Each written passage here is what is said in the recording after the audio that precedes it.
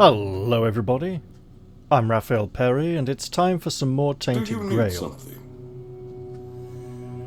And last time we met this fellow here, he suggested we go seek the other man who was in the room. I believe he was wearing a hat. One of the three men down here seems to be wearing a hat. I will go speak to him. So I think he said go talk to this man if we need anything. Just passing through? Good. Ah, a new face.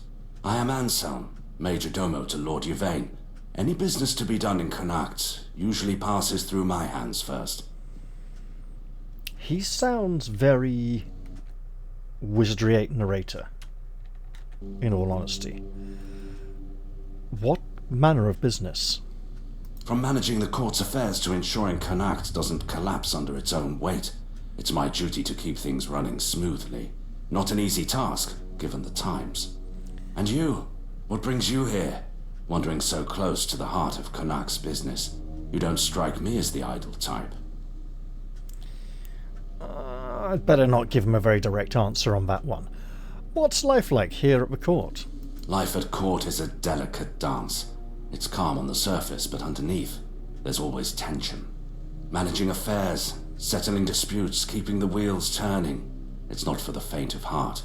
Lord Yvain means well, but he makes decisions slowly, too slowly sometimes. Not that I complain. It's a role I've accepted, and one I'll carry out for as long as I'm needed. It's a quiet kind of chaos, but one we must master, for the sake of Cuanacht and those who call it home. It must be challenging to protect the court in these times. Challenging doesn't begin to describe it. The court is the heart of Cuanacht, and if it falters, the rest follows. That's a heavy weight to bear. But if I'm honest, it's the plague that keeps me awake at night. I've seen what it does, how it spreads, how it steals lives without mercy. I lost my family to it. The only reason I'm still here is because I was locked away at court while they were quarantined. Since then, protecting this place, keeping it safe, has been more than a duty. It's been everything. I see. Go on then. There's always more work to be done. So he doesn't have much by way of aid. Let's roam around this place and explore a little before we set foot outside. And bear in mind that we know a certain lady who could probably help us with all this courtly intrigue. Unless she wasn't quite as good at it as she tends to make out. What have we here? Well, there's a barred up door. That's not a good sign. Okay, dead end room. The less attention, the better.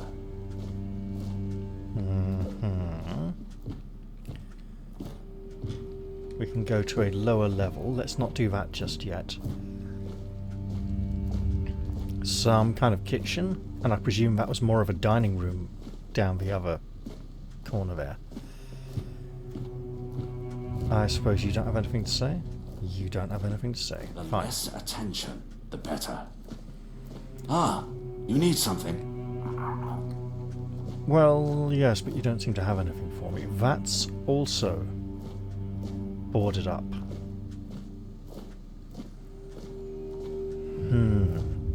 We could explore upstairs, but I think we'd better just set foot outside. Find out what time it is. I should stay out. And let's hope the men here doesn't react to our presence again, and that, much more importantly, we do not react to it. It seemed to be draining the life essence out of us. Obviously we're waiting for things to finish loading up here. There we go. I see another statue. And we are... Come on, game. Everything takes a little bit to load the first time. Okay. That's our main objective. We have other things to do here. Oh, so we may be able to explore over here without leaving the town limits as well. Alright.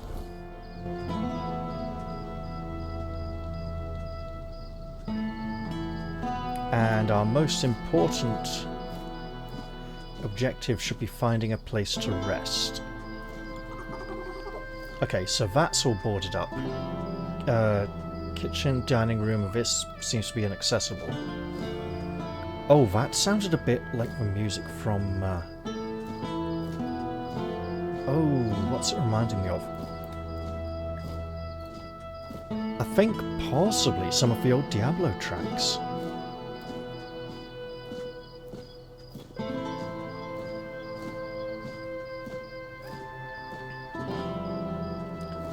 Alright.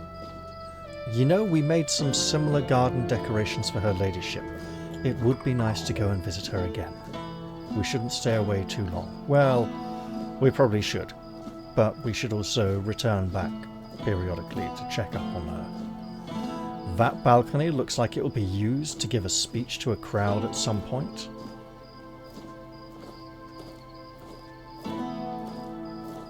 But for now, what have we here? Looks like a lady with a bow. Britta Silver Arrow, Cuanacht legend and silent protector of her people. May the memory of her deeds never fail, and we'll probably get a level in archery. There we go.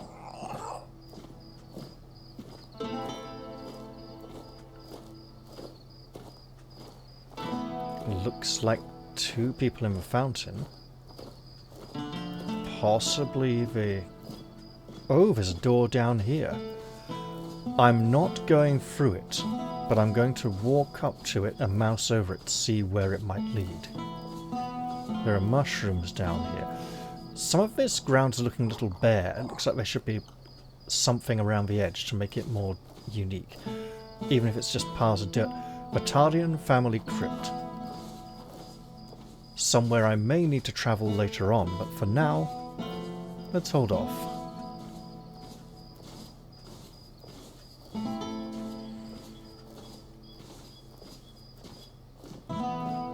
Is that just like a really... No, it looks like a musical instrument. Nope. It's the other one. A large water vessel. I presume this is supposed to be some kind... Oh. That is weird. The way the texture fades in and out at distance. This looks very empty. No, there is water. There's no plaque bearing an inscription. Let's go see who this could be. Also, how late? Oh, 3 in the morning, very late. My lady, your hair was scary at a distance.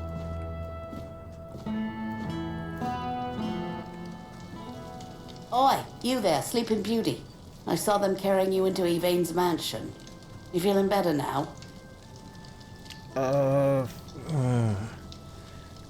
Yes, thank you. Better than I was then. Good. Would have been a shame if something happened to the one who lit up the Menhir. No wonder they brought you straight here. Tell me, did you get to see our lord? Or just that snake of his, Anselm? Why are you asking all the questions? Sorry, stranger. I meant no offense. Name's Morag. I'm the innkeeper around here, though, as you've probably seen, there's not much of an inn left to keep. Truth is, I was hoping that, with what happened at the Menhir and all, you might have Lord Yvain's ear. And maybe you'd be kind enough to whisper a thing or two into it on my behalf.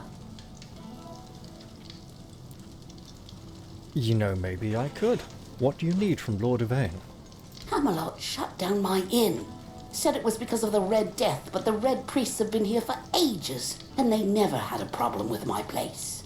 And last I checked, Yvain's still our lord, not one of those Camelocians. What gives them the right to meddle in our business? Look, when they say it's because of the Red Death, I don't think they mean it's infected. I think they mean the priests are going to stay there so they can monitor the Red Death, and if there are priests of Red Death here, we should be careful.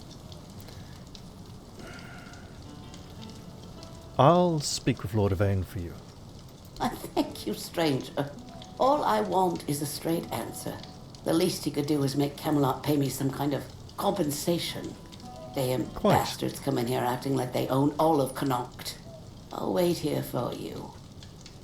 Does that mean I can't stay at the inn? I see. Oh, let's just watch that. Yeah. There's either something oddly broken or something odd about this area. Textures are either being really laggy and they either look broken up close or at a very short distance. Things are changing. Something seems to be wrong with our perception. Is this the inn? Would be nice to get our bearings a little. Langford family house, not the inn then.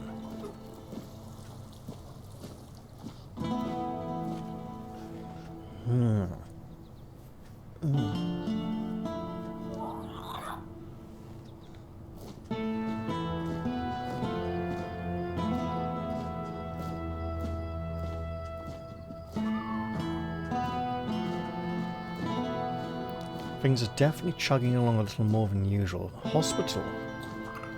If the Red Death is in the area. Now, here's an interesting thing. A Talbot family house. If the Red Death is not in the area, what are the Red Priests doing here? Probably spreading it. Hello? Should remember, guards never can be interacted with when they have a face mask on. They don't want to talk to you.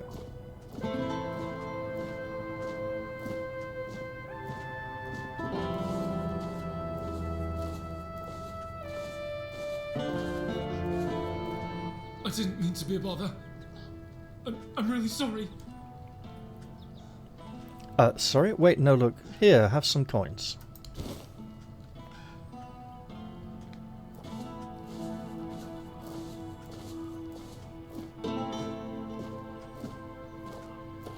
What is this? It is... Town residence. Ah, building for sale. For 50,000. Claim your own cosy corner of Cuanacht, complete with rustic charm, occasional weirdness seepage, and a view of a menhir that's totally not dying. The word totally there is very modern and anachronistic. This one-of-a-kind home features creaky floors, a basement the locals refuse to speak about, and the occasional relocation notice slipped under the door. The perfect choice for brave souls with flexible long-term plans. Can't we just... If the inn is closed... What are we supposed to do? Just walk around the streets at night? Like some kind of vagrant haunting the town?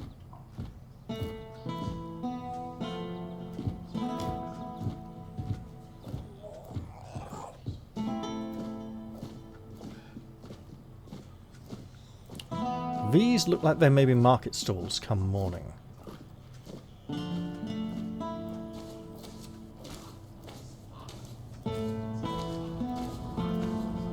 And what is this?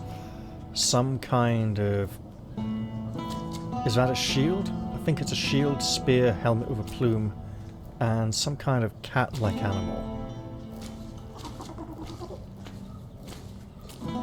Careful, little Quirko. Menhir Vault is locked. It would be a crime to enter. I wouldn't dream of it at the moment. For now, I'm just roaming around, looking for somewhere I can sell all these things I'm carrying. Getting a feel for the place. Obviously, this is our goal.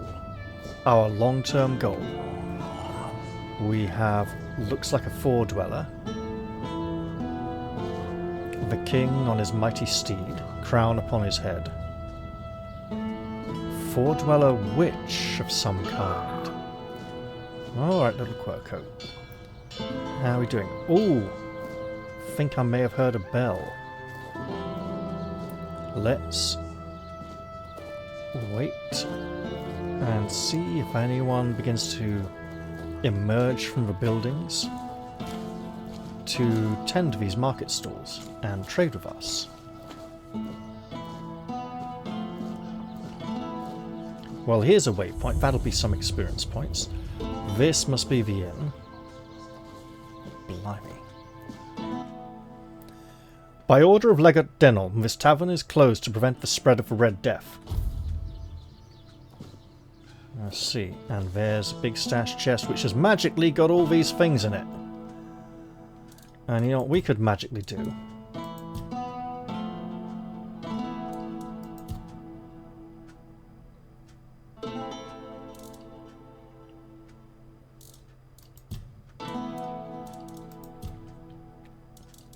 We could put some of this stuff in it. I'm not going to do that. I'm going to continue to meander around. Oh. I'm an outcast, exiled from my home by the Red Death. My struggle continues on the holy island of Avalon. When you hear the word, follow it. Set an example for other outcasts, with your faith and with your testimony. The word is our only chance to rid ourselves of the plague's taint. And if the word commands you to kill your brothers for spreading heresy, do so, for such is his way. If the word commands you to besmirch your father's name, do so and discard your sullied self, for such is your way. It sounds like some of the high priests may be using the word to influence the priesthood to do bad things. Okay, lots of locked things. Many locked things, in fact. Is this another beggar? There's nothing. Absolutely nothing. Nothing at all. And there will never be anything. Is everything all right? Look around you. Everything you see doesn't exist. We're not here. And the real Lord, the four-armed king, is lost forever. It's just greedy, deceitful lords everywhere. False kings. There is no king. Sagramore wanted too much. And vain. He doesn't even know what he wants. Nothing. There's just nothing. Sagramore? Who are you talking about? I've seen his cursed kingdom. I've seen it haunt my endless nightmares. A kingdom now forgotten by all. An apparition that should never have existed. I saw it. He made them kneel and cry his name. Sagramore! Sagramore! Sagramore! Are you speaking of the present Lord of Cuanacht when you mention Yvain? Present, but absent. Yeah. Always absent. Always uncertain. Cuanacht is doomed, as is Yvain's entire bloodline. Well, before I go, have a little bundle of nothings. Gold. Ah, yes. Gold. The true nothingness. This looks almost ornamental. Very small square bricks or tiles. Looks a bit like a mosaic. And we've been seeing some fairly Roman-looking design elements here. Do we really get to trade with no one? Everywhere seems to be locked up. Alwyn's house. Okay. Head. Some kind of cat. Alright, look. I think I am going to have to stash some stuff. Otherwise this may be a bit of a tedious video to watch as I traipse around. That looks like a shop sign. Or a window. Looks more like a window. Okay. Okay.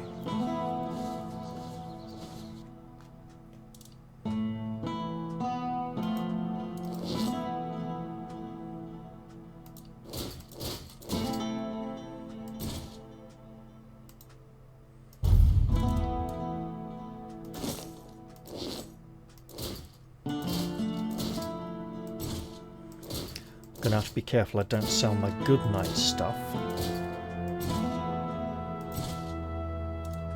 Really now? Okay.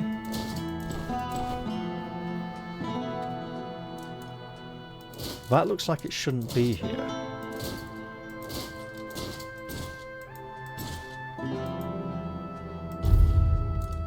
Oh, so much stuff. Okay.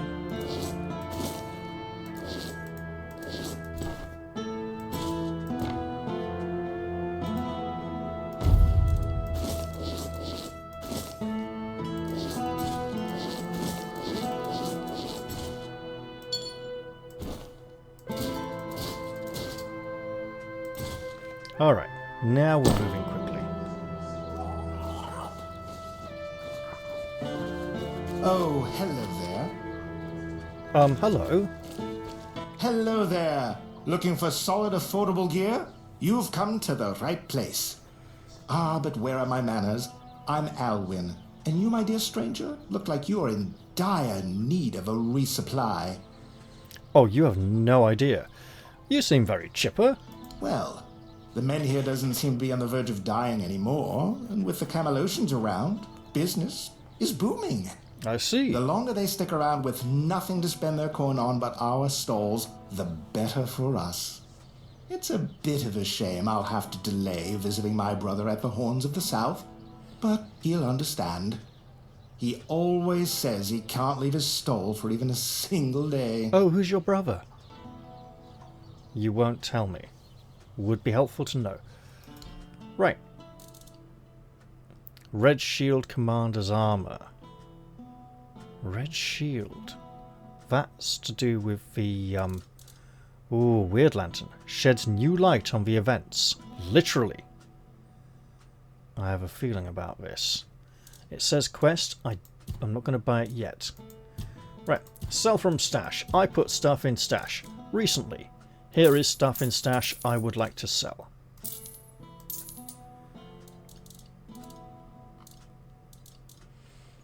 May have to sell that soon. Now, I can sell one of these because I don't need both. I'll hold on to this a moment or two. You can go, you can go, you can go, and you can go. And these. Excellent. Right. Next up. I should...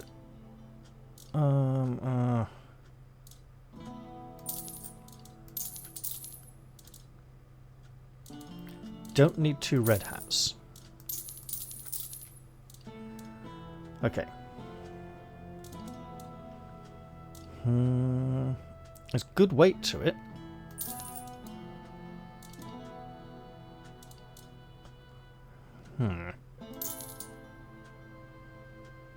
It's got a nice colour scheme. Right.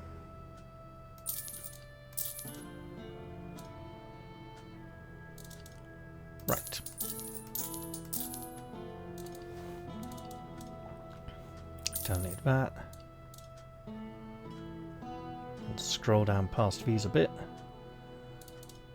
Red Guard, Red Priest, Red Priest. Could have sworn one of the set of Red Guard armor said Red Shield, but anyway. Hold on to that. Oh, it's a clan name, right, yeah.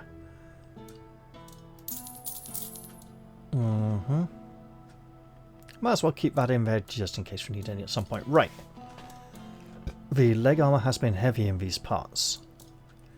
Keepers, we'll hold on to that. 1, 2, 3, 4, 5. Don't need 3 of those. Right. That's my 5. So, 1, 2, 3, 4, 5.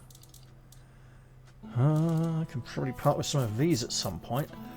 Worn out. Worn.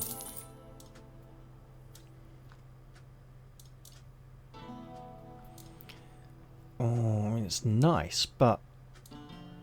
Where are we? Those are the better druid boots. By far. Only 1 cloak. Right. Sell some of these. And what prey am I carrying? Oh, wait, hang on. Yeah. Don't need these. Or that. Or those. Or this, realistically. I mean, it's good damage, mind. Should just stash that. I can sell this. And these.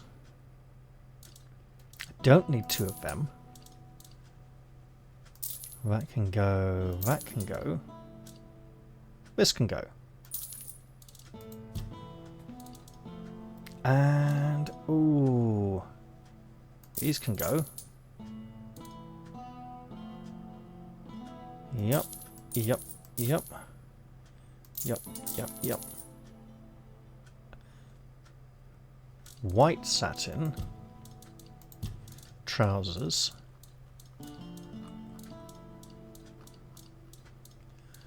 White satin trousers, not +4.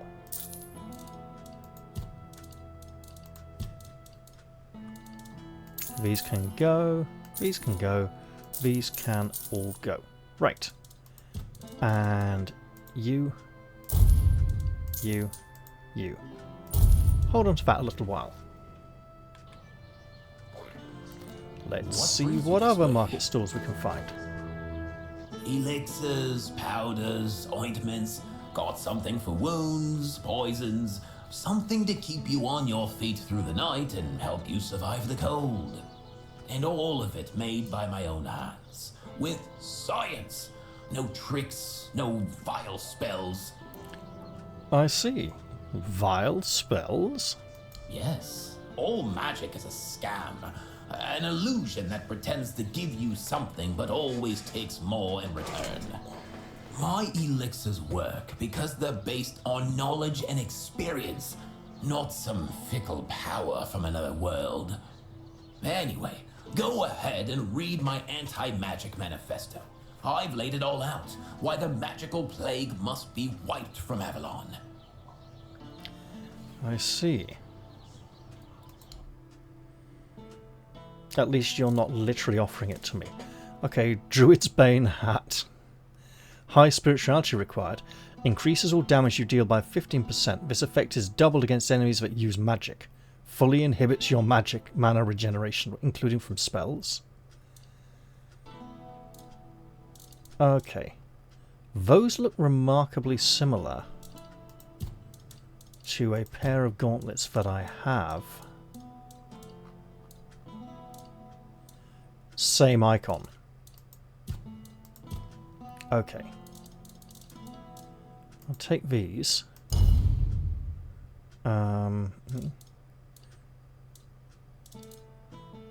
Take the sage, and we'll go look for an alchemy table at some point.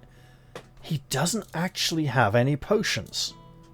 He says he sells potions, he only sells ingredients. That is bizarre.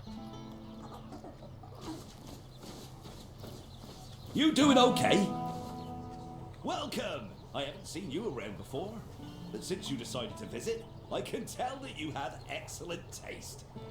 One day, a So friend of mine pixelated. asked me if her new dress looked good, and I told her, you have excellent taste. She was tickled pink and said, oh, do you really think so? And I said, absolutely.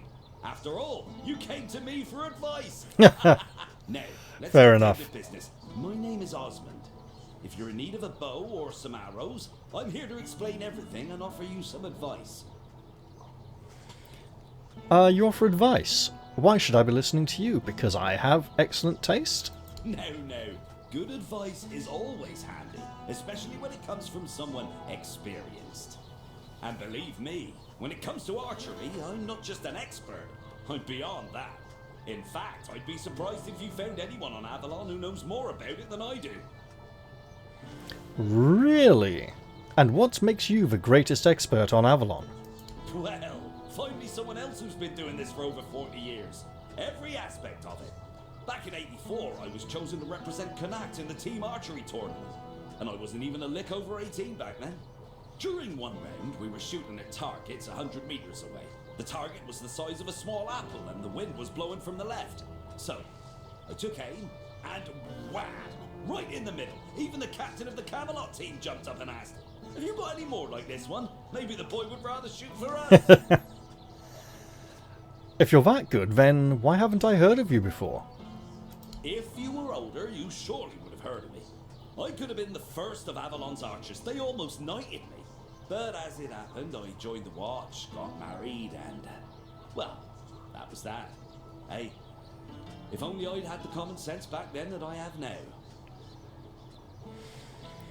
What can you tell me of Cuanacht? About Cuanacht? What do you want to know? Tell me about the relocation to Camelot. There's not much to say. They told us the men here's gone out, and now they want to move us along with it, but the way they're handling it, they've been here for weeks. If I were in charge of the Camelot troops, we'd have been done in 3 days. Right. And what can you tell me about yourself? I was born here, and I've been shooting a bow ever since I was a wee lad. Even as a nipper, I had better aim than boys 5 years older than me. Around 81 or 82, I remember being allowed to practice with the adults, even though I was only 14 or so. One time, our master, we called him Uncle, gathered us in a meadow. He said, "Lads, we're gonna have a contest. Whoever shoots the farthest gets a honeyed apple and a beer from me." They were shooting and shooting, but I just took one glance, aimed, and whoosh. My arrow flew half again as far as their farthest shot. 300 meters easily. So they turned to me and went, "Come on, Osmond, we can't compete with you. You always win." Osmond, you always win. That's what they said. I see. Really? I could have joined Camelot's army. With my aim, they would have made me one of the royal archers. But leaving was tough, especially since the girls here love to watch me shoot. They'd squeal with delight every time. And Oh, I bet they Camelot, would. During a war, who knows what might have happened, so I decided to stay in Cuanacht and join the watch. Right, yeah, go on. In the watch, I taught others to shoot. Some of them loved those lessons so much they kept practicing even after sunset. Only some. So I'd ask them, "What are you doing here? You can't even see the target." And they'd reply, "Oh, but the lessons with you are just too short, and we're really excited about archery." Yeah, go on. I kept participating in tournaments. People often bet against me, claiming I couldn't hit a bird in flight or a birch as thin as 2 fingers. I usually came out on top, earning a decent amount of money. But somehow it all just vanished over time. Then I quit the watch and began trading in top quality bows and arrows. That's all there is to know about me. Oh, and I have an adult daughter, but I'm not sure if she's still around. She left Cuanacht and we lost touch. This fellow almost sounds like he could be Robbie of Grubwood himself in disguise. But without the modesty. So, dangerous to ask where this is. Do you know of any interesting gossip from around the area? You seem the type who likes to chat. Gossip is for women and innkeepers. You should see Morag for that. She's both. She's a good one. About 3 years ago, I helped her fix her roof because her husband had died, and there was no one else to do it. She still mentions it. "Osmond, you fixed that roof better than any roofer could." She tells me that every time she sees me. I think she appreciates you. Do you know of any work going around here? As it happens, there's something you can do for me. I've written a letter to Lord Yvain, a few suggestions on how, in my view, he ought to handle this whole business with Camelot. Figured he could use a bit of advice from someone with strategic sense, a head for negotiation, and a touch of military experience. Right. Would you take it to him? You've got younger legs, and I'd rather not leave my stall unattended. I'll give you a few coins for your trouble. Very well. Brilliant. Here you go. Just don't lose it. I've only got the one copy, and I've no mind to write it all out again. Perhaps we should look at his suggestions. Hello. Coming back to me, I see. You must have excellent taste. In the meantime... The Art of Making Arrows Volume 2. Iron Arrow, Meteorite, Throwing Knife. I think I don't know these ones. Volume 3. Titanium. Okay. Nice bows. You know what? I'll take these. Leaving already? And we were having such a good time. See you later. Oh yeah, of course, don't worry. Okay, I think it's just how close I was to it. You doing okay? Bonksy. Kind of a bit of a bizarre name. Right. To be delivered to Lord Yvain himself. Lord Yvain, I watch as all this creeps closer to the edge. Camelot is pushing us around, but people are growing uneasy. That's why I decided to share my considerable experience and offer some advice on what you ought to do. Firstly, if your lordship has no intention of handing over the men here, you must make that absolutely clear to Denham. No more of this we are still considering or weighing the circumstances business.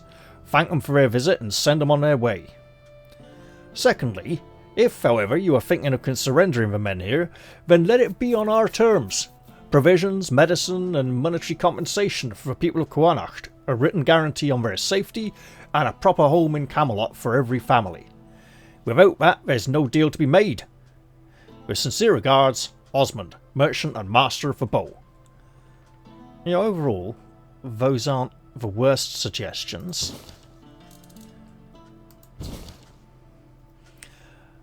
The Art of Making Arrows, Volume 2, by Ethelred the Bowman V. the 5th.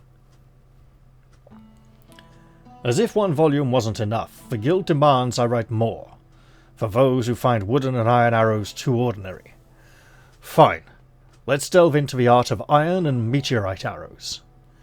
Iron shafts are no laughing matter. Heavier than wood, they require perfect balance and generous fletching.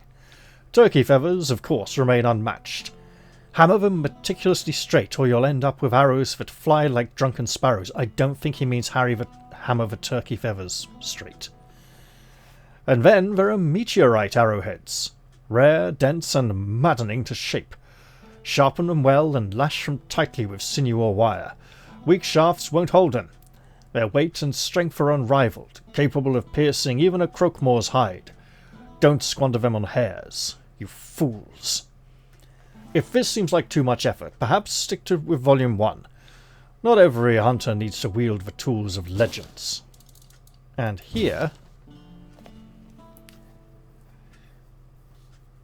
I see some of you survived Volumes 1 and 2, and now dare to attempt the art of titanium arrows. Fine. Let's proceed. Though be warned, these are not for the clumsy or the faint-hearted. Titanium is a marvel, light yet incredibly strong, perfect for arrows if handled with precision. Begin with a titanium shaft, polished smooth to cut through the air with ease. Pair it with a finely sharpened titanium tip, for that is no ordinary projectile. It is a work of deadly art. The lightness of titanium demands perfect balance. Fletch with turkey feathers, flawlessly aligned, and bind the tip with sinew or wire to ensure it stays true in flight.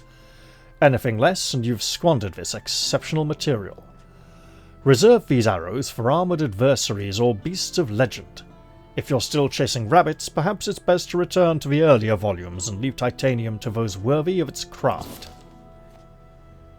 Indeed. Now then, milady. You're not here to talk about the men here, are you? Oh, please say no. I've had my fill of that topic for a lifetime. Oh, there are far more exciting things to chat about.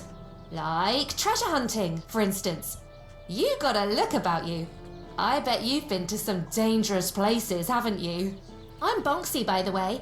I'm an adventurer myself. I have a few trinkets to sell from my last expedition. Want to take a look?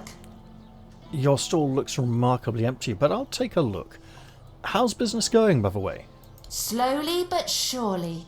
In Cuanacht, fewer people than I expected are looking for artifacts, potion ingredients, or adventuring gear, so I'm counting on travellers. Like you. You must be interested in unique enchanted items, right? Oh, of course you are. I've got something, well, peculiar, but it comes with a fascinating story. It's a piece of armour I found on one of my expeditions. Ooh. A beautiful knightly breastplate with just one tiny flaw. It screams in pain when it's struck. It's kind of funny. Wait, look at but this. I'm afraid not many people have the sense of humour to wear it. I'll let it go for a mere 200 coins. Alright, I'll take it. Wonderful, here it is. Oh, one more thing. This armour came with a letter. I found both in the ancestral tomb of the Gévaudan family. Oh, I'm a little jealous, to be honest. This sounds like the beginning of an exciting adventure. I chased the trail myself, but first, I need to sell off my find so I can travel light. With a full coin purse, of course. She sounds very friendly, and her voice has an interesting echo as if she's in a very small room recording, or like a bathroom with a ceramic bath. The Screaming Armour, only armour 7, takes 20% of incoming damage instead of you while screaming in agony. To my son, Cynric. As you know, I've devoted my life to the ideals of King Arthur. With his name on my lips, I've fought countless battles, leaving wives without husbands and children without fathers. Now, as my life wanes, I wonder whether the gods will see my cause as righteous, or condemn me to eternal damnation. This thought haunts me endlessly. Even the absolution of the All-Mother's priestess brings no comfort, for who can know the will of the gods? I could not risk my soul's fate. I sought out experts in magic and ancient rituals. They anchored my spirit to a tangible object, my faithful breastplate, ensuring demons cannot drag me to the afterlife. If the spell succeeded, my soul is bound to the steel, safe from damnation. I entrust you with protecting this armour, for not even the gods shall decide my fate. Aethulric Gévaudan. And perhaps there's an armour set to go with this breastplate.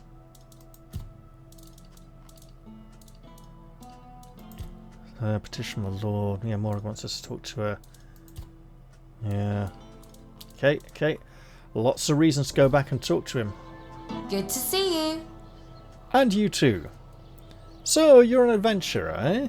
What kind of adventures are we talking about? The kind where you rob tombs? I mean, yeah, rob tomb robber steals for grave goods, grave robber steals for bodies.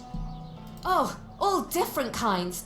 Like the ones where you crawl through damp caves or cold tombs, dodge traps, and hope whatever's growling in the dark isn't hungry.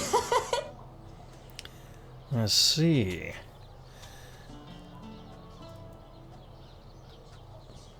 Sounds like what I spend most of my time doing, to be honest.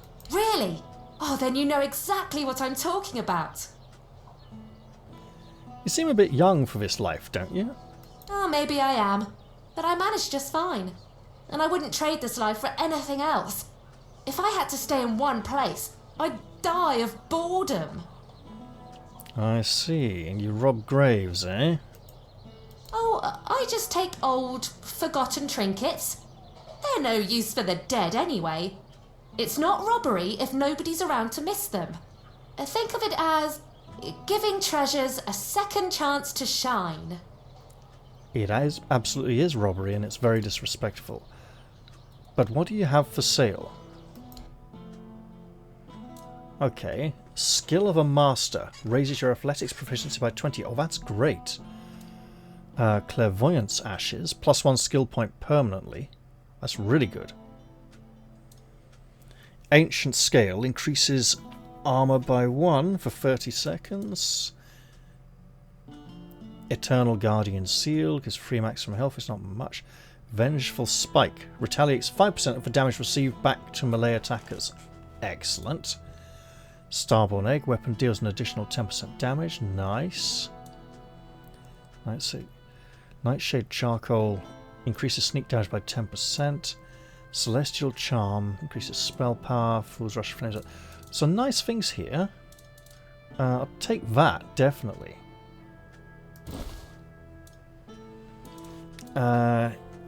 Nothing else for now, although this is really tempting. And you know what? I will use that straight away. Which should give me a skill point.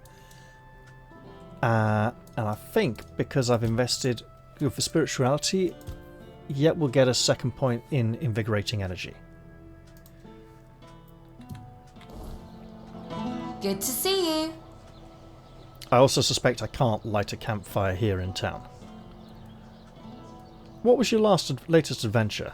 A trip to the caves by the bay in the south. The bandits set up a camp there, so I decided to go after their loot. After all, stealing from a thief isn't a crime, right? Depends if They you were plan to drunk, return it to the original so I owners or thought I not. could sneak in and grab the treasure without any trouble. But I guess I underestimated them. They caught on and started chasing me. 4 or 5 of them, I think.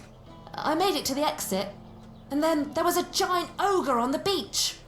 I barely managed to slip past it, and the bandits backed off.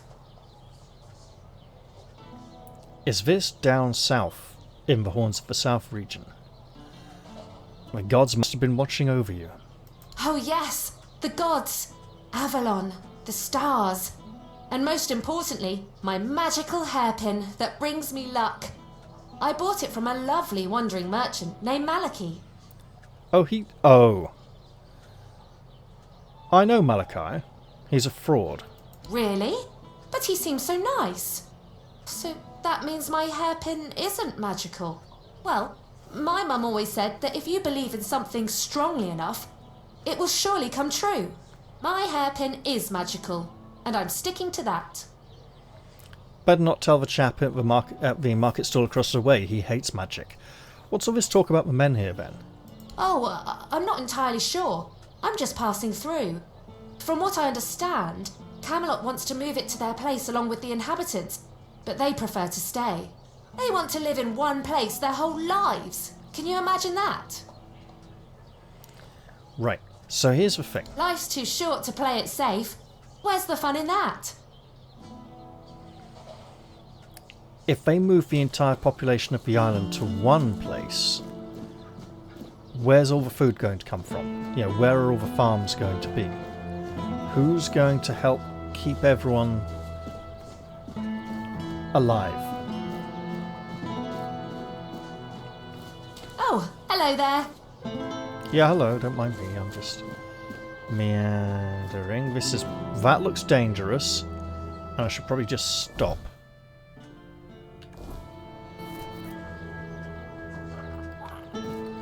Oh, hello there. Hello, Walter. Wait a minute. Looking at the time, I probably shouldn't dally too long here. Vrel's bookstore, eh?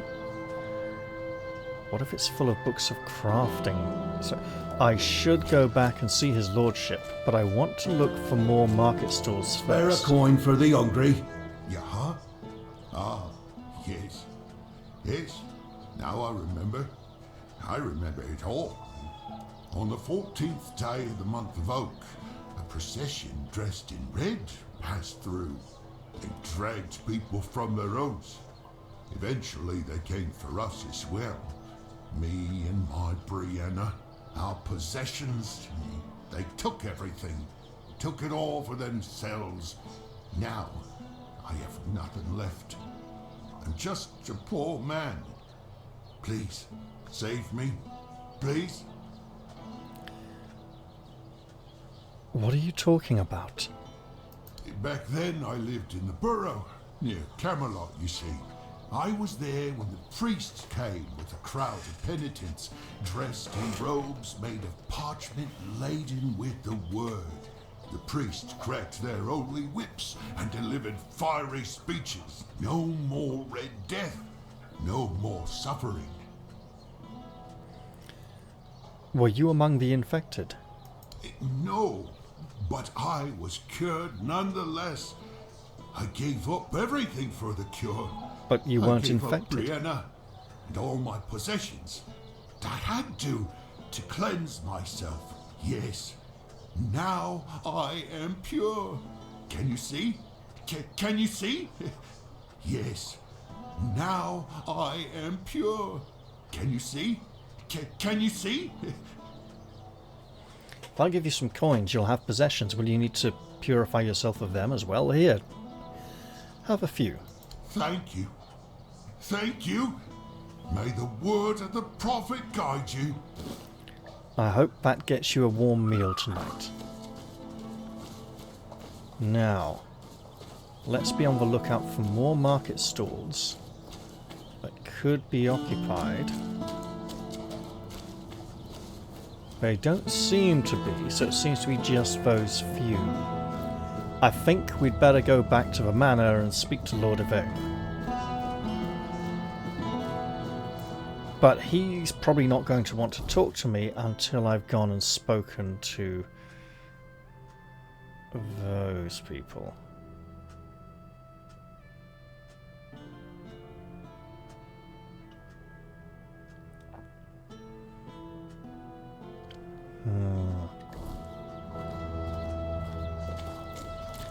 But I can at least try.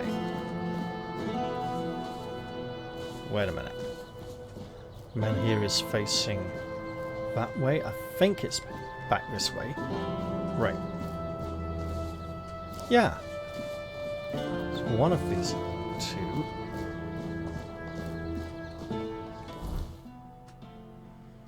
Yes. Okay. Well, we're still getting a feel for the place. This place is odd. Graphically odd. It messes with our senses. Let's see if we can speak to the innkeeper again without satisfying her request. Tell me about your inn. I've worked there since I was strong enough to lift a tankard full of ale. It's been in my family for 4 generations. I'd hoped to leave it to one of my sons, but Camelot took them too. And all I can do now is pray they come back safe. Eh? Too bad you'll never taste my ale, best in the land, and I don't say that lightly. Perhaps you could just move your business to Camelot. It wouldn't be the same. The secret to good ale isn't just the recipe, it's the ingredients.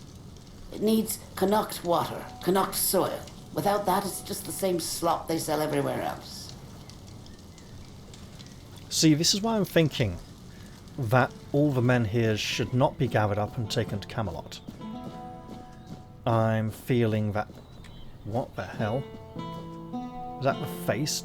Got, like, a decayed skull as well? There is something very wrong here. Look how that changes as I back away and approach again. Now, it's possible that this area just is far more demanding in terms of computer graphics. But it does seem like there's something else going on. There is a lot of weirdness in Cuanacht.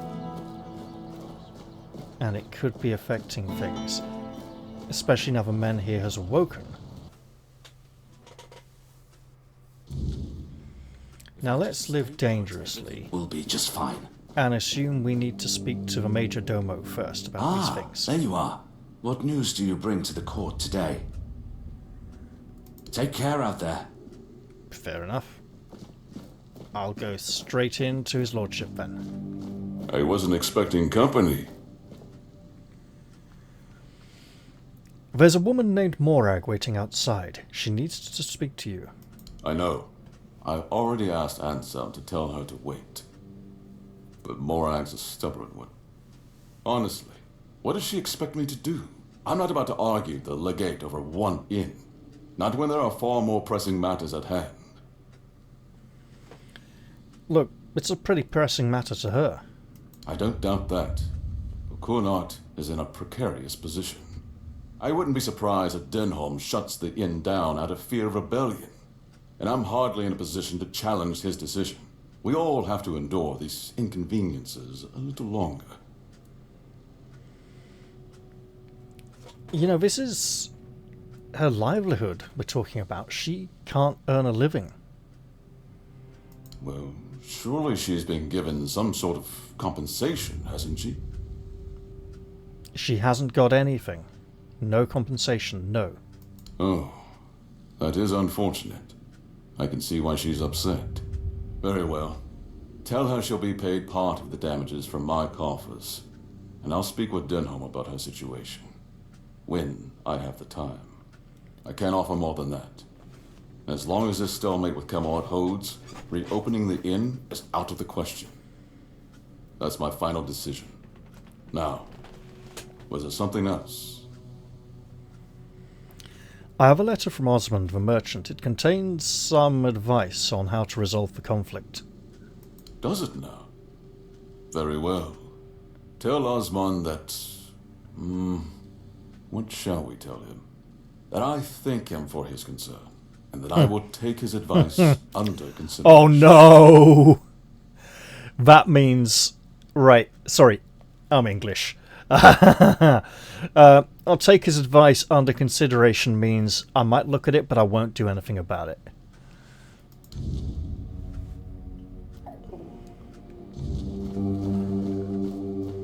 Well, I should stay out of trouble. Here's a politician. You need something? Yeah, and you don't seem to have anything to offer me, so I'm going to head outside again. Whoa, did you see that? As I came in, that sort of like watermark blur that disappeared. Could be the area loading slowly, could be something else. There's a lot of Greco-Roman looking artwork.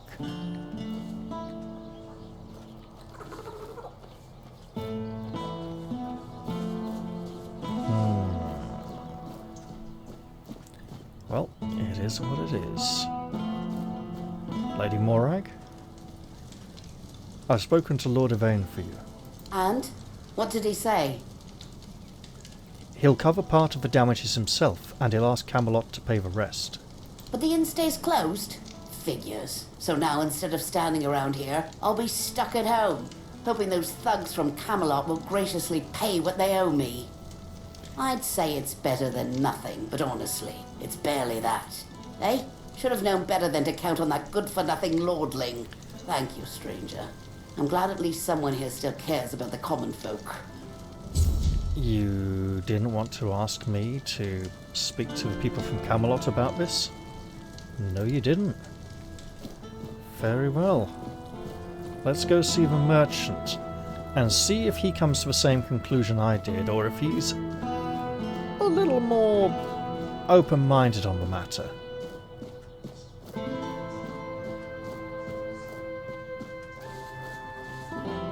Also, we should go and see the people from Camelot sooner rather than later. Well, before we leave town.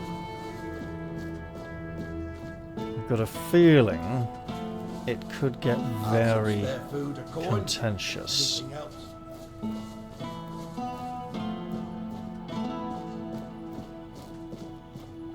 But well. Always a pleasure to see you. And you sound so loud, lady. Hello again. What do you need today? And he sounds so distant and muffled and quiet. Let's speak about the letter for Lord Yvain. Oh? How did it go? Did he read it? What did he say? He said he'd take your advice into account, but he didn't read it. He did brush it off with a few empty words. Oh. Yeah. Well, fancy that. He gets handed the answer to his problems and can't even be bothered to look at it. But no matter, he's got it now. Sooner or later, he'll take a glance and realise the treasure he's sitting on. Good work. Here's the payment I promised. Let's hope so. We are nearing that next level. You know what? We're not in that much danger here. Let's take our helmet off. And you know, this is a pretty offensive cloak, to be honest. It's very scary. Let's wear something... You know what? You know what? Let's show our allegiance to the keepers. Yeah. Sure. Oh, and... Don't we have a... Yeah.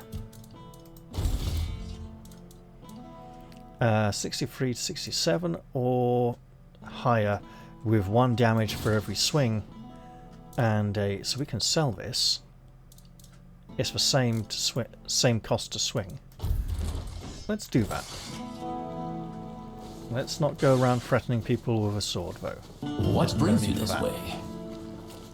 Hello again. I've Owen. got everything you didn't know you needed. Well, tell you what, Alwyn.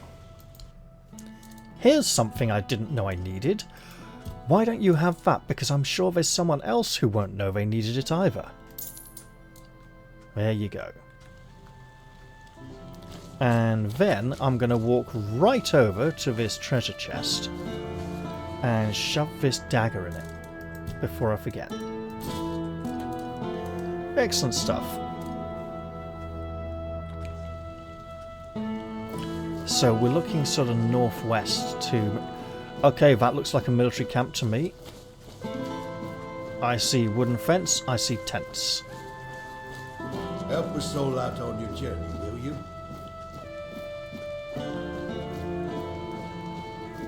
If I just stay put... Oi, you!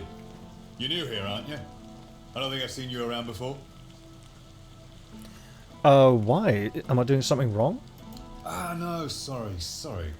It's just that we don't see many new faces around here. Just us and the locals and... Well, if you haven't noticed yet, they're not the friendliest bunch.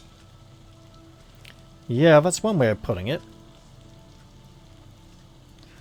Although, they seem friendly enough to me so far. Do they? Then maybe we're all just sick of looking at each other. I'm sure they're not all bad. This must all be quite hard for them. But it's not like I want to be here either. I've got a pregnant wife waiting for me at home, and they won't even let me buy a book for her. Oh, she must like reading. They won't let you buy a book? Yeah, about birthing and labour and whatnot. It's going to be our first, you see, so my wife's always sick. I wanted to send it to her, to ease her mind, you know? But that Dalrita wench chased me out of her bookshop and won't let me back in. Well... yeah, option 3. Why were you chased out? Ugh, because she hates Camelotians. Why else? I mean, I know the folks ain't exactly happy about us being here, but Vrel? She's Dalrita. They're taught to hate us from birth. That's all there is to it. Right, and a member of the Dalrita owns a bookshop here. I know, right? And here I thought I'd seen everything. I was sure they didn't even know how to read. Anyway, Vrel seems to hate my guts. Let me guess, you want me to buy a book for you? Well, could you? I'd be really grateful. Just don't tell her it's for me. She won't sell it to you otherwise. Please, I'll pay you back. I'll even throw in something extra. Please, for my wife. Of course, this sounds really important. I'll go buy the book for you. Oh, thank you. You're a lifesaver. In fact, I'll make that my new priority, because I liked the look of the bookshop anyway. Have some spare food, a coin? Anything else? Here, have some coins. Gold. Ah, yes. Gold. The true nothingness. Thought it was you, but your voice had changed when you asked for coins. Went a bit oblivion on me there.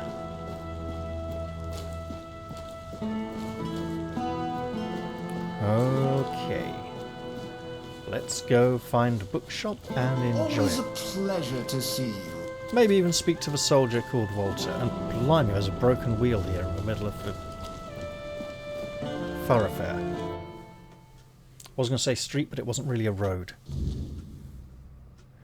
Oh, this is nice. A little dim, and hello. Imram. Sounds familiar. Welcome to Vrel's bookshop. No reading without buying. And if you're here for porn, kindly leave before you start. You mean... people were doing more than just reading here? Aye. Look, I don't begrudge anybody their reading habits. Each to their own.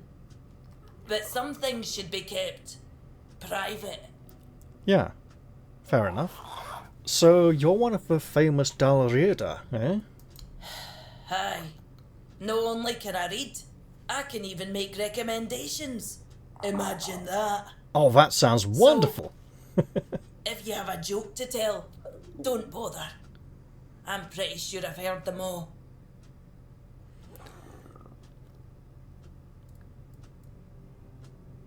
Ah. You know that I haven't heard of many Dalriata who own a bookshop. I'm not gonna try and wind her up. Perhaps it is. But you'd think that so-called civilized people would accept it with mere grace. Hearing the same crude comments over and over again makes me feel like I've never left the training grounds. Then there are the braver ones who tell me I'm not welcome here. Hell, it's just like talking to my sister. They all have more in common than they think. Although mostly it's just prejudice. Aye. Well, sounds to me like there's no love lost between you and your tribe.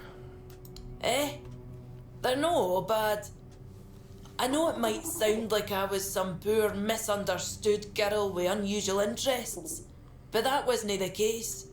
I was a rightful member of the tribe, and believe me, I didn't get my name for nothing. My father made sure of it. I just wasn't my sister. Funnily enough, she was the one who saw it as a problem. Vran believed that my lacky ambition to be the top Volker warrior somehow made her look bad. Every time I went to the temple to read in peace, she was on my ass about it. Until one day, she yelled at me to either step up or get the hell out of her tribe. You can guess the rest. Yeah. I met Vran. Oh, great. How's she doing? Still on her path to becoming the pinnacle of tribal perfection? I'm hearing some sarcasm there. She joined One Eye. Of course she did. It doesn't surprise me that she decided to join a fanatic. Though it is amusing that she chose one capable of using compound sentences. She never believed in the power of words. But perhaps that's exactly why she ended up following a man who fed her beautiful lies. Let's not tell her sister's dead. Well, because we might have to tell her. I don't think she'd be too upset to hear her sister's dead, but we might have admitted some kind of involvement there. How did you end up in Cuanacht then? This shop belonged to my late husband. We met on the road. Ah. I was a mercenary hired to protect the caravan. He was a fine older gentleman, fascinated with a Del Rita lass who shared his love for books. It was a lethal combination for my poor heart. We didn't get near enough years together, but we were happy. We didn't have much family left, and they couldn't care less about this place, so he left it all to me. I see. And why'd you stay here then? Apart from the fact you love this place and it's your home and you got... This is an awkward question to ask. Well, I can't just take the shop and hitch it to a cart, can I? Although I suppose that might be more or less what I need to do. I didn't hate living here, you know. It was fine when my husband was still alive. I even thought people were starting to warm up to me. Good. And then he died, and the respect died with him. And then Camelot arrived. Everything just went downhill for there. Oh, that's a shame. Look, I'm looking for a book about pregnancy and labour. Oh, expecting a weein'? Congratulations! Lucky you. I don't think I've seen a newborn in Cuanacht for as long as I've lived here. Oh, that's disturbing. Oh, I don't want to say it's for a soldier. Oh, thank you. It's our first. Wise of you to prepare 50-50. yourselves. I think I have just the thing for you. The Temple of the All-Mother issued this book to instruct their priestesses in midwifery. Speaking of which, if you want some practical tips, you should ask Niante. She might still remember how to deliver a baby, although I wouldn't bet on it. So, when's the baby coming? Oh, about 3 months. 3 months? Are you kidding? We don't look 6 months pregnant. We're very excited. 3 months? I'm the expert. but I'm pretty sure you should be shown by now. If you're missing your monthly blood for so long, you might need to see a healer. Oh, it's not for me. Look, it's for my partner. Actually, it's for my lady friend. The father is a Dalriada warrior. Is that so? How about you tell me the truth? This ain't working out too well. Alright, look, actually it's not for me, but for a soldier named Rigby. Oh, is it now? Well, well, well. And why can't he come home and buy it himself? Well, you said you chased him out because you hate people from Camelot. Oh, that's precious. I chased him off because he couldn't take no for an answer. He came in and tried to seduce me. Told me he just loves to devour books. But he'd gladly do the same with me. Books, sure. Maybe for breakfast, to add variety to his military fare. When I told him I wasn't interested, he got all pissed off and called me an ugly dumb savage.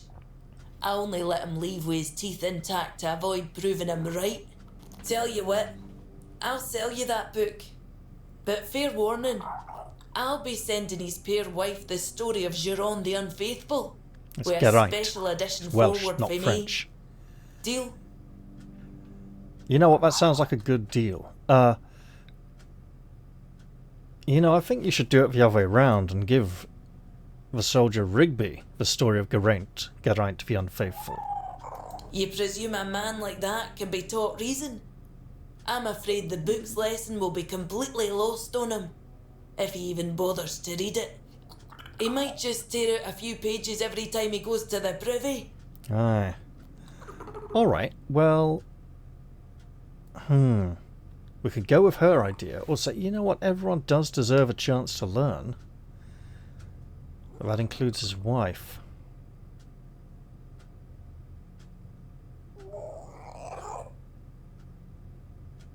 Fine. I won't make myself a hypocrite out of spite. I'll send his wife the priestess's book. May Mather at least bless her with a smooth labour, since she couldn't bless her with a decent man. Indeed. I hope you've found a new favourite book. Enjoy your time with it. Speaking of which, actually, since we're here... Before you ask, no. I do not have any books personally signed by Merlin, nor will I fake his signature. Not what I was going to ask. Let's see what you have. Okay, what do we got? Materia Medica, Volume 3, Plants for Health and Magic. A strong health potion, we know that one already. Volume 7, Plants Perilous to the Mind and Body. Moss from a Cursed Well, we know that one. Beautiful Liliana in the Chamber of Ecstasy. She said don't buy the porn. Bloody hell. Beautiful Liliana in the Dalriada Captivity. Oh my god. And the Lustful Marquis Volume 2. Forbidden Pleasure.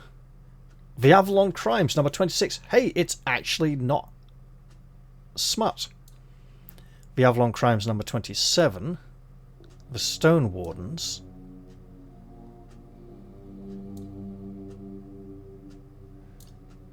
Okay, let's get this. This.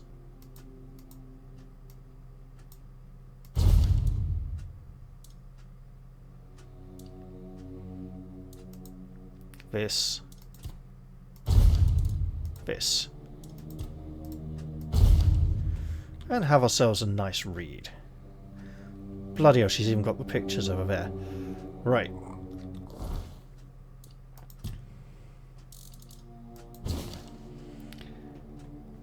The Avalon Crimes, number 27. The Mystery of Van de Bovard. The disappearance of Van de Bovard, heir to the estate of one of the oldest noble families in Avalon, still haunts anyone who remembers him to this day.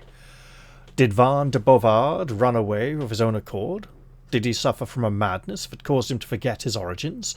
Or was he the victim of a mysterious crime? The 20-year-old Van de Bovard was on vacation in the south, near the Horns of the South, where he enjoyed the harsh climate of the region and the soothing tranquility of the sea. However, when it was time to return to Camelot, he got into an altercation with the local residents of the village.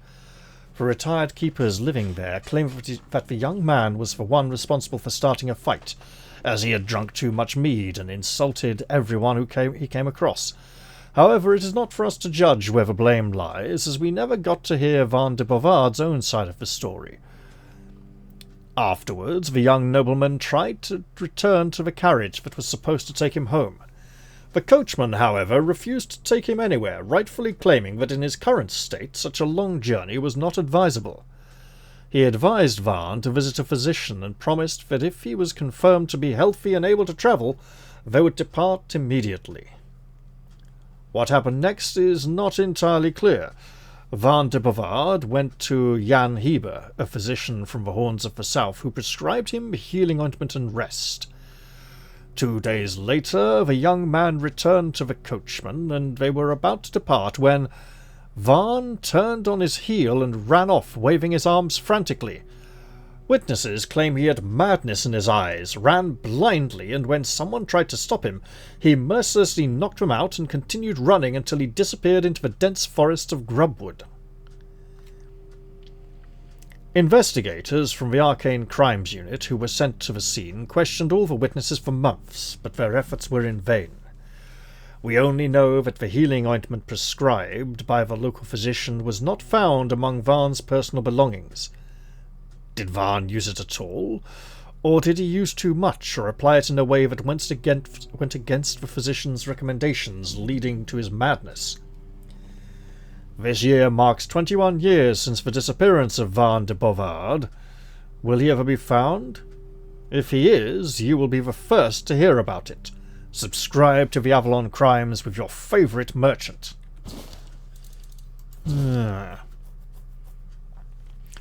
Secret Societies of Avalon, the Stone Wardens, by Siada the Truthseeker. As you all know very well, there are many hidden societies that rule Avalon from the shadows, but you probably wouldn't have guessed that one of them operates from within the savage tribes of the Dalriata. That's right. The Dalriata claim they are oppressed by Camelot, but that's exactly the kind of misdirection used by secret orders to avoid suspicion. The so-called Stone Wardens are more than smiths. They are forgers of influence. Quite literally. Through ancient, jealously guarded methods of shaping weird steel, they've learned to manipulate the giants. Yes, the ones we're told are sleeping, which is a convenient lie, of course. Ever wonder why the forlorn swords are allowed to exist? Why Camelot doesn't simply crush them despite their constant defiance? Is it a mercy or controlled opposition? The answer is clear. Weird steel is the leash, and the Stone Wardens are holding it. Camelot may appear to rule the land, but it's the hammer-wielders of the forlorn swords who keep them in check. Now, if Keeper Rolf has been reading this kind of material, we can see why he's gone full-on conspiracy theorist. The Stone Wardens are brothers in the craft, by Brichet of Camelot, Master Blacksmith. As sentiment towards the Dalriada grows colder with each passing day, I would like to remind my colleagues not to listen to those who call the tribes mindless savages capable only of destruction, not creation. I've been a guest to the Ulford tribe myself. I even had the honour of speaking with the famed Stone Wardens, whose skill in the craft is unparalleled and far exceeds Camelot's own. They live and breathe the forge with a devotion that is truly inspiring. It's true they keep many secrets, the art of forging weird steel being the one I've coveted most, but they are not entirely unwilling to share them, so long as one shows proper respect to them, and, more importantly, to the craft. It would be a sad day indeed if we were to lose the knowledge of our Dalriata brethren forever. All because of the bigotry and political machinations of those who care neither for us nor for the Forge. And then, the story of Sir Geraint the Unfaithful. This doesn't sound like the story of Geraint and Enid, but let's see. In a land of rolling hills and vast meadows lived a valiant knight named Geraint, a man of unmatched bravery. Geraint was married to a kind, gentle-hearted Enid, whose love for her husband was as deep and unwavering as the ocean.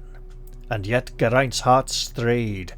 Enticed by the adulation that followed him, he began to seek the company of others, forsaking the sacred bond he shared with Enid. So this must be after the story of Geraint and Enid. One fateful night, as Geraint revelled in his debauchery, a mysterious figure appeared before him. It was the keeper of the land's deepest magic, a guardian of truth and justice, and thus the guardian spoke. Geraint, valor in battle does not excuse the cowardice in your heart.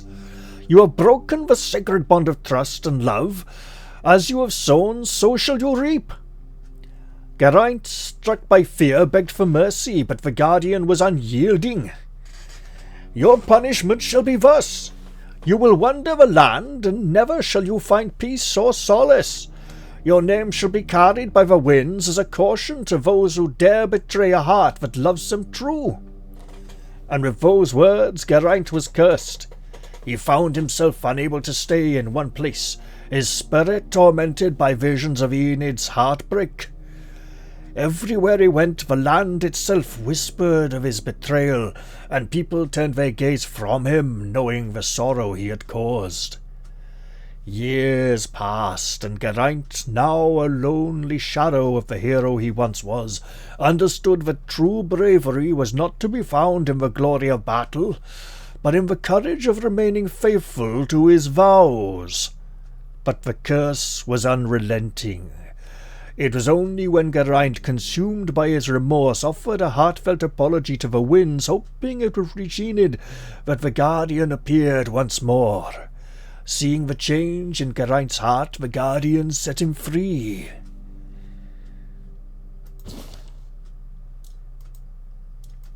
And I believe I have a book to deliver to a soldier called Rigby, the awkward bastard. But first let us speak with this fellow. Oh, forgive the mess. I didn't really have much choice about where to set up my things. Normally I'd be in a tavern, but, well, it looks like the tavern is closed until further notice. That means Varel's bookshop is the only place where I can read and work in peace. Who are you? Oh, of course, my apologies. I'm Imran.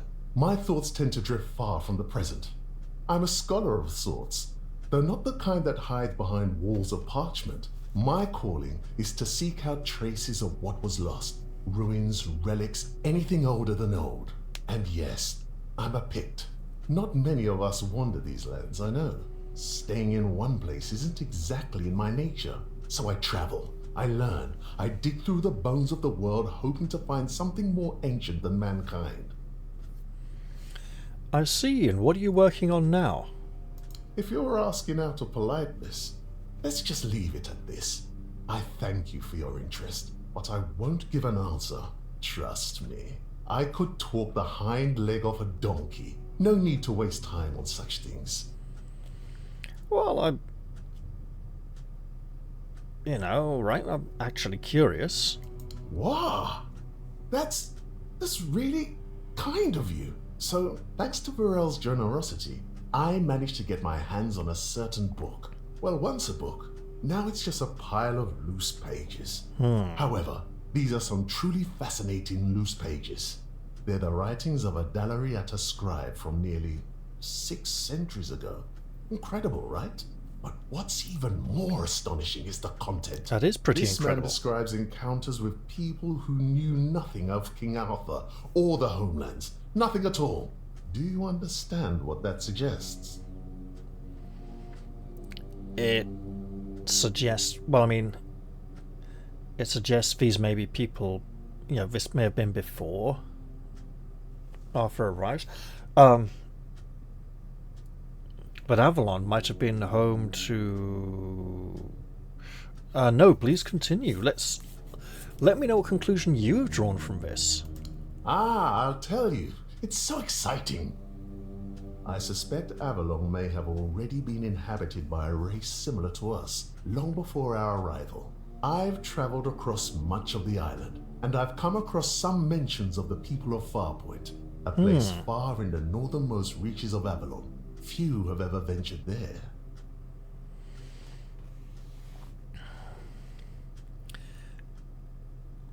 And what would those people of Farpoint be doing in the south? Perhaps the wyrdness started to gather and ruin their crops, or made hunting more dangerous. Or maybe it was some sort of conflict that forced them to seek a new place on the island. Or perhaps they simply had a nomadic spirit. It's hard to say with the scraps of information I've managed to gather so far. Especially now that it's a disorganized mess all around you. What about the wyrdness enshrouding the entire island? And so, my friend, here we are, staring down the question, or rather the flood of questions that wouldn't leave me alone. Many Picts I've known have prolonged contact with the wyrdness. I thought it was just them, a bunch of lunatics, who first dared to embrace that strange force. And what if it was the first men who knew how to live alongside the wyrdness? Think about it. If we could uncover how they did it, the possibilities would be endless. It could change everything. So what are you planning to do now? For now, I'm trying to pull together more valuable information from these writings. But honestly, I feel like I'm hitting a wall. I won't uncover anything new just sitting here. And unfortunately, I'm stuck here for the time being. I got injured on my way to Cuanacht, and I'm not quite back to my full strength yet. I see. What about your injury? What kind of injury? Oh, don't worry about that, really. It's more of a, let's call it an occupational hazard rather than an actual ailment. I had to give myself some time and everything will settle back into place. I'll be as fit as a fiddle, or whatever it is you say here. Yes. Wait. Something like that. Here's the thing. He said he's a Pict. Then he said he's known many Picts who've embraced the wyrdness, and but if it's his normal way of life, he'd know this already, and he wouldn't speak of them as somebody different. I think he's a trickster, a fairy, like the other one down south. Where do you want to go? The Grotto of First Men. That tribal scribe detailed where it should be located. And I'm assuming you're asking for a reason, aren't you? I'd love to go there myself, but this is a matter of some importance to me. I don't want to wait for this one. So, if you're one of those bold souls who take such ventures, I'd be more than willing to entrust this task to you. So, would you be coming with me, or it sounds like you're asking me to go alone? Okay, I'll go find the grotto. Truly excellent. I'm deeply obliged, my friend. Here are the notes. They should guide you to the location. Return swiftly, and more importantly, safely. I'll eagerly be awaiting your return. What can you tell me about Vrel? I heard she was a Dalariata who runs a bookshop in Cuanacht. I was a bit apprehensive about meeting her. I thought I'd find someone overly rattled and stripped of her own cultural heritage. But Vrel, she's different. And I admire her work that she even bothers to do it. Sometimes, it feels like people have lost all interest in discovery, whether it's the kind found in verses or the kind waiting out there in the wide world. I wonder if speaking to him first may have given us some advice on how to handle her. Do you know anything about the situation here in Cuanacht? The place seems to attract trouble. Not a good place, then. I'd run out of breath listing all the things that plague this place. And I haven't even been here that long. Of all the misfortunes these poor people are facing, I'd wager the men here is the gravest of them. The Red Death, troubling as it is, seems manageable, at least with the intervention of the priests. But the wyrdness, shoot. If the men here goes out, these people will face a far greater peril than any sickness or human form of conflict. Right. Try not to get eaten by something weird out there. He might not be a fairy, but he does come across as a bit of an imposter. And we're not going to go reading any of these books, because she's kindly asked us not to. Let's just head outside. And go look at his notice. He literally gave us no notice. Okay. Imran marked the area on my map where the grotto he spoke of should be. I need to find it. How far is it?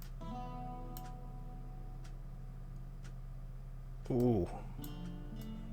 Okay.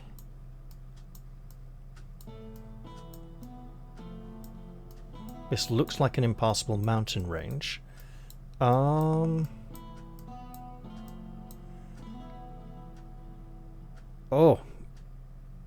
That's a long way away. Forging ties. What's that?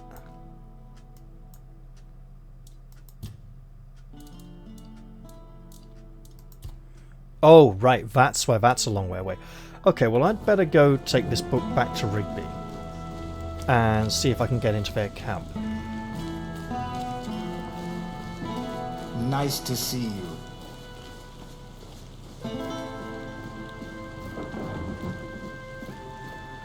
Let's not call Rigby Eleanor. This really sounds like the Tristram music from Diablo. Now, if I just stop and look at this, look at that. Yeah, there's something going on here. So I think that's just aligning the models, but it changes shape. You see that? The pillar changes shape when I back up.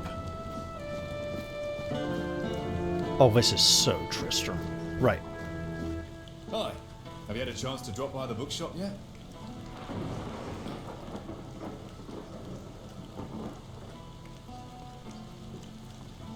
You lied to me. Vrel told me you were harassing her. What? I wasn't harassing her. I was just being friendly. I don't see what the big deal is. Besides, she should be grateful. Uh-oh. I bet a savage like her doesn't get all that many compliments, especially not from men like me.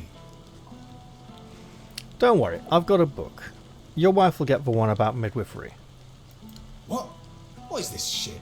What am I supposed to do with this? Read it. You could read it and learn from it. Did that Rita bitch put you up to this? A savage, teaching me morals. Don't make me laugh. So I like women. What of it? What my wife doesn't know won't hurt her. Besides, what else am I supposed to do when I'm away from her for months on end? A man has needs, you know? I'm not a red priest, damn it. Take your money and get lost. I don't want to talk to you again. Well, I may have shut off any further stuff to do with him, but I think that's probably for the best. Okay. Let's see who we have here. Haven't seen your face around here before. A visitor, eh? Try to stay out of trouble. I'd rather not have to put your name on the bounty board. You've got a bounty board? Who do you work for? Legate Denham is in charge here. Sometimes I wonder if he upset someone higher up to get sent on this mission, because this place, it's a damn mess. Lord Yvain's acting like a maiden on her wedding night. The Red Priests are throwing their weight around, and the locals are ignoring the fact that they're all about to be swallowed by the weirdness. I have no idea how the legate puts up with it all.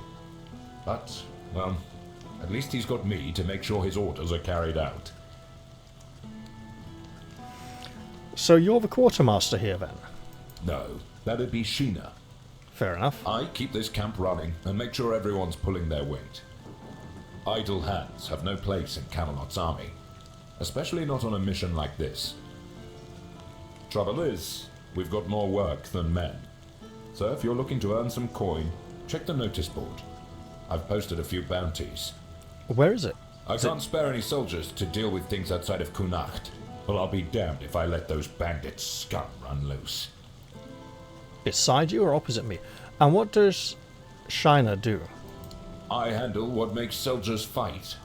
Shina handles what keeps them comfortable. You want glory and gold? See me. You want a softer pillow or a warm meal? That's Shina's domain. Alright, tell me something about yourself. I'm Immunis Askell. If you're here for war stories, forget it. I've no time to entertain idle curiosity. Most of the fighting's behind me now. I've traded my sword for paperwork. Not glamorous, but necessary. Once we're done here, maybe I'll finally retire. Then I'll have all the time in the world to spin tales for nosy brats like you. Alright. Okay. I'll await your return. So, where's this notice board then?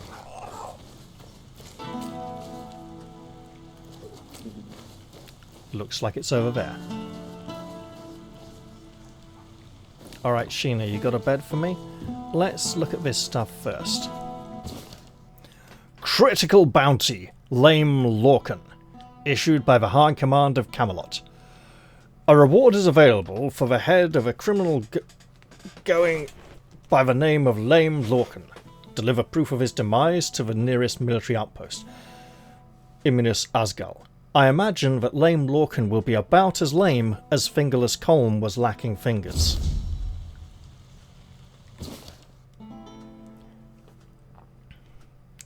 A generous reward is offered for the head of Sir Valen, a disgraced knight who poses a severe threat to all challengers. Adventurers should be warned. Sir Valen's skill in combat makes him a formidable adversary. Bring proof of his demise to the nearest authority. Imminus Asgal.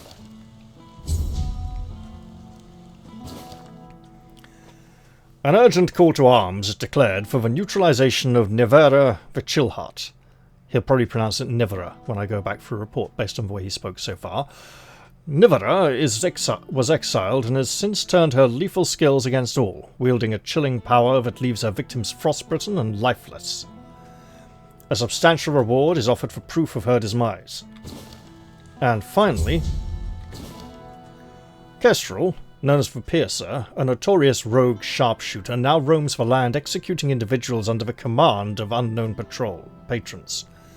A substantial reward is offered for proof of her neutralization. So be it. Hello, Denham. Ah, here's our troublemaker. You've really caused a stir around here with that spectacle in front of the Menhir. I had everything in order. The cart was ready, and people were all set to move to Camelot. But now, you appear out of nowhere, and suddenly a dying pile of stones lights up like a bonfire. That's bad. That's very bad. Bad because it messes with your plans, right? Sorry, your ability to carry out your orders. Firstly, because now I have to write yet another report to Camelot that we're going to be late, and that they need to send us even more supplies. Secondly, you've somehow reignited the Menhir, and this has reignited people's hopes that they can stay. And that's dangerous. Why? And before you ask why it's dangerous, take a look around town. The recent Red Death outbreak took its toll, and I'm pretty sure things are just going to get worse and worse. But you should be thankful to them. Their hopes are the only reason we haven't locked you up for sabotaging our initiative. Because you don't want an uprising on your hands. Maybe I can be of use, though. What helped these people? Why should I care? Look, it's not like I knew this was going to happen when I got here.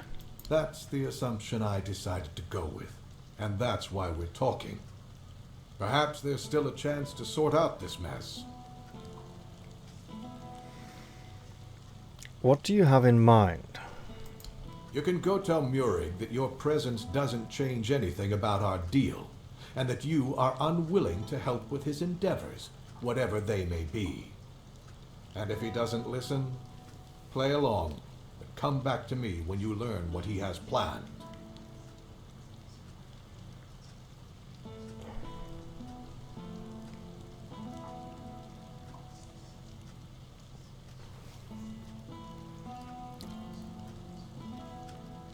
Why do you need that Murig?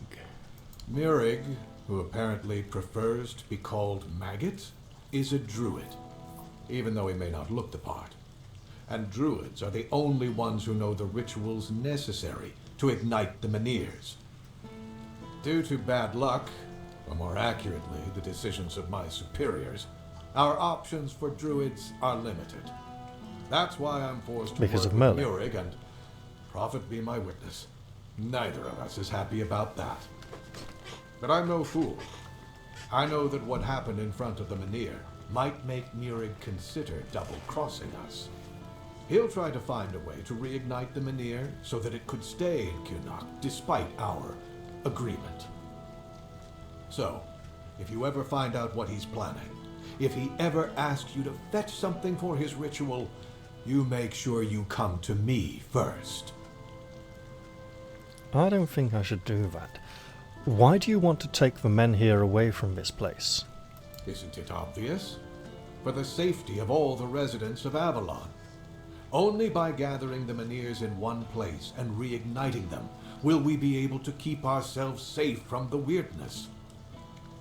Avalon's population has significantly declined over recent years.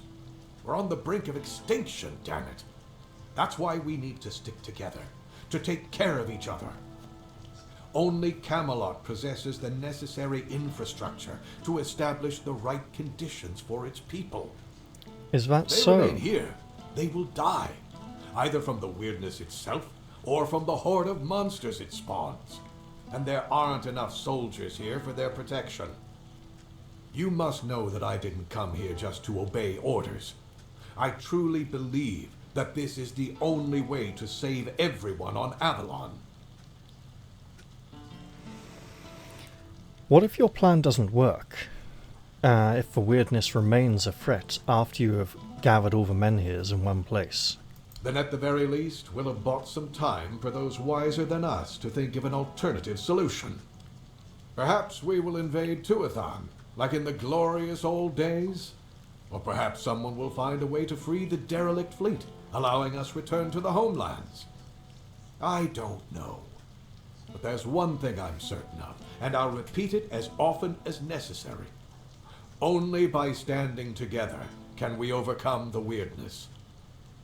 Scattering out people across the island is the worst solution, and it's a sure path to our ruin.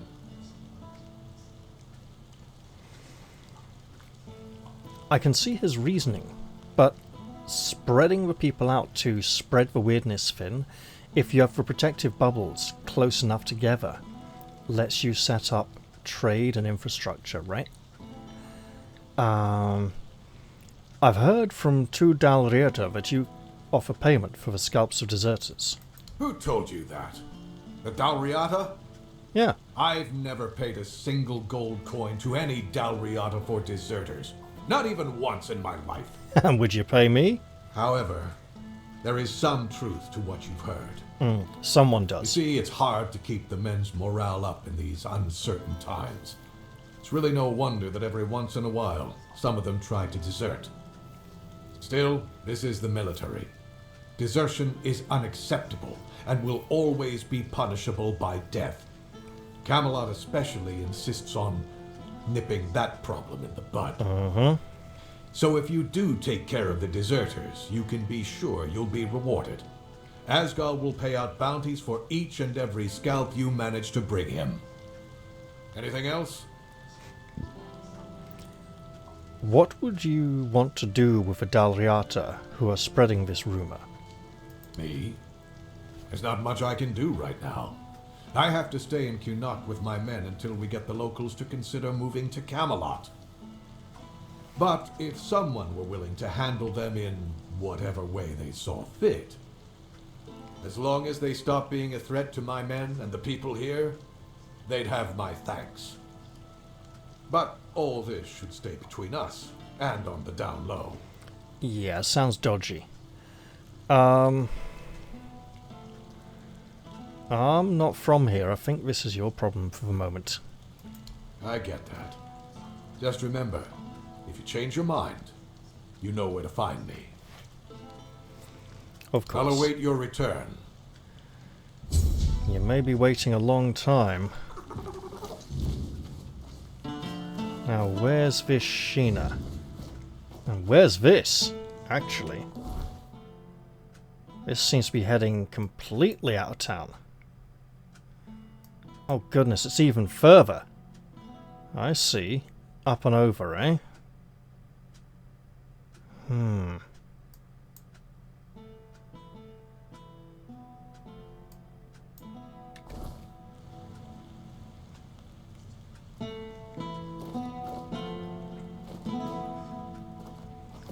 Well, let's go back for now.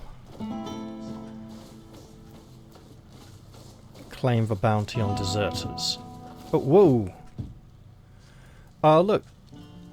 Killed a few deserters for you, apparently. Good. About 5 of them. Keep it up. I have no respect for cowards. Gotcha. I'll await your return. Thank you. Now, let's head out this way. Across the bridge. Oh goodness, this is looking bad. Uh-huh. Ah-ha-ha-ha-ha. Great. Okay, so let's just go back and try it this way instead for now.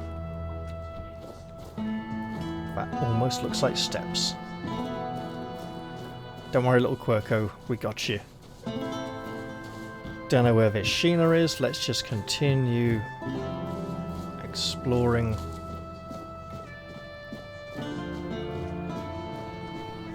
Hold it. So there's like low paths. Do we have to go down low? Quite possibly, actually.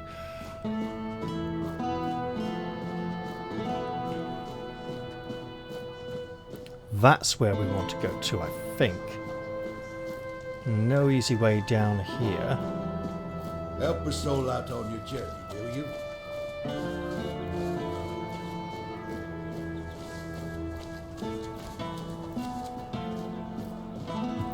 I'm gonna presume that just dropping off the corner here is not... Oh god. Let's get back up again. Not the best way to go. Now.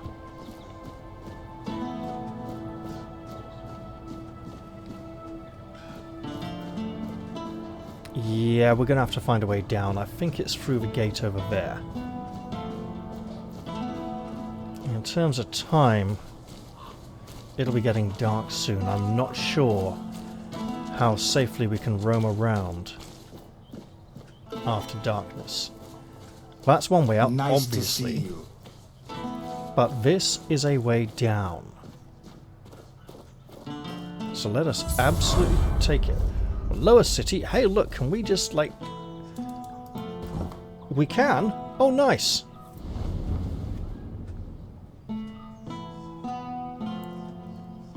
My king. What do you think of Lord Yvain? Well, the apple has fallen far from the tree. I don't see the heir of Palamedes in him. His ancestor was a ruler devoted to his people. He was even capable of defying me when the situation called for it. I always respected him for that. And Yvain, I see a man trying to please everyone. That is the gravest sin a leader can commit. Decisions are never easy, but they must be made.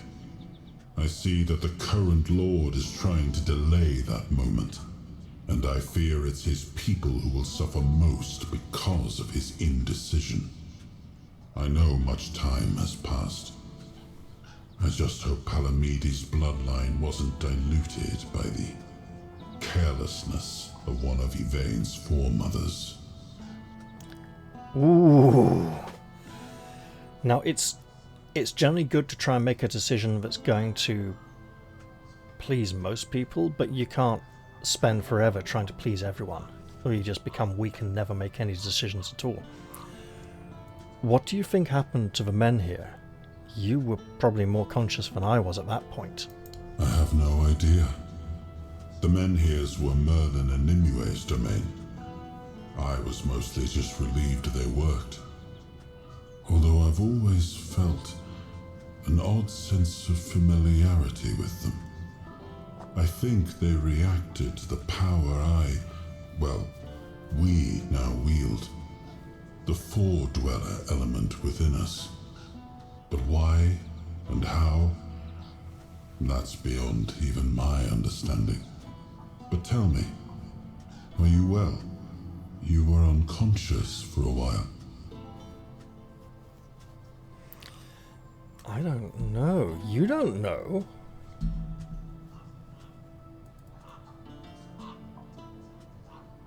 I'm not inside your mind. I can watch, and sometimes I can help, but nothing more than that.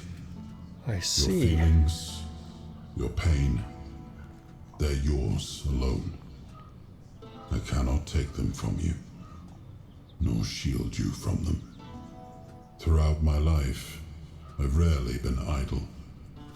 This helplessness feels unsettling at times.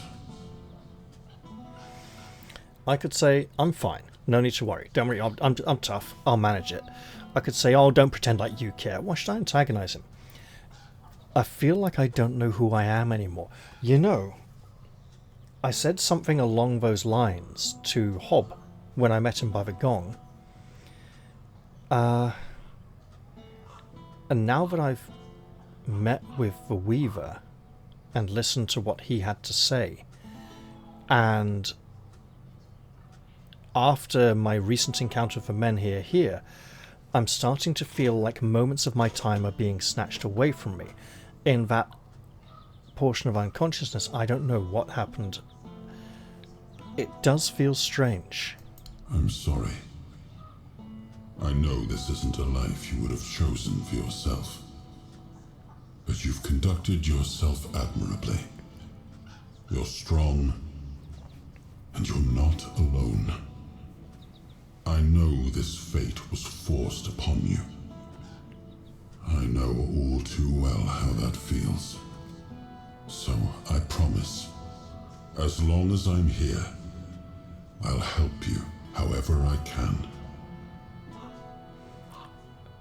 My thanks, my friend. My king. I did say we'd make up for our magic deficit here and take that. Then I'm wanting strength, perception, or practicality. Okay. Strength, I would probably take mighty blows. Or godly physique. We probably do need a bit of a damage boost in this region, but possibly not quite as much as I'm thinking. Perception, I would take Go for the Eyes, Deep Wounds, or Bloodthirst. Would be nice. Again, I feel I shouldn't push the capstone abilities so much, because otherwise, later on, I'm just getting middling stuff, right? And these are more practicality. I would take reusable resources.